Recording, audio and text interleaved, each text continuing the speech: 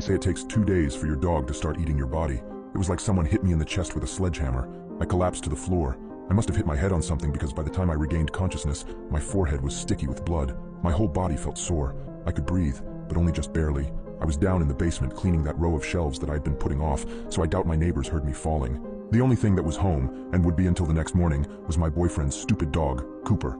Jason picked him up from the pound even though nobody else wanted him. The scrappy little thing with wiry gray fur mottled with brown patches was no purebred, that was for sure. I wasn't a dog person, but Cooper was quiet, didn't pee in the house, and Jason took care of him most of the time. I was now hating the fact that Cooper was so quiet. If he nonstop yapped, perhaps someone could have come over and helped. But no, Cooper just meandered over to my fallen body and stared at me for an unnerving amount of time.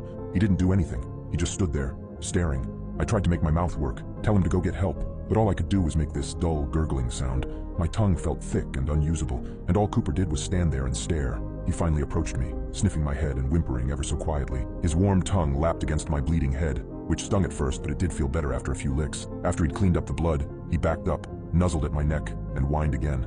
I wanted to beg that dog to start howling, making a bunch of noise, and somehow alert our neighbors that I was in trouble, but I couldn't do anything. I just had this scrappy little mutt to cuddle me as I lay there. Minutes ticked by. I could see the clock on the wall moving ever so slowly. I had to wait until Jason came home, I figured. He was going to be home tomorrow morning. I could last that long, right? I didn't feel like I was getting worse. I just had to wait it out. I could do this. I could live long enough for this. What I didn't count on was Cooper's lunchtime. Cooper got fed 3 times a day. Jason spoiled the mutt. He got that fresh foodstuff from the pet store that cost almost as much as our groceries, but Cooper loved it. But when noon came, and I was being a terrible owner and not getting up to feed Cooper, he got impatient.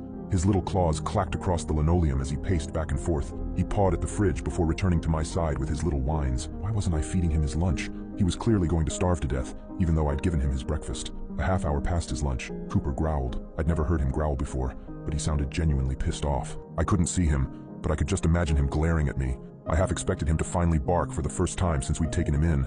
Instead of barking though, he bit me. His teeth sunk into my calf, hard. It was agonizing, only made worse by the fact I couldn't scream.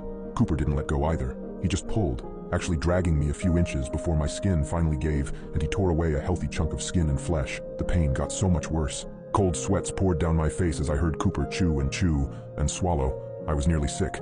At least I wanted to be. That stupid dog just ate part of my leg, and he clearly liked it as he went back for seconds. Thank God I passed out from the pain.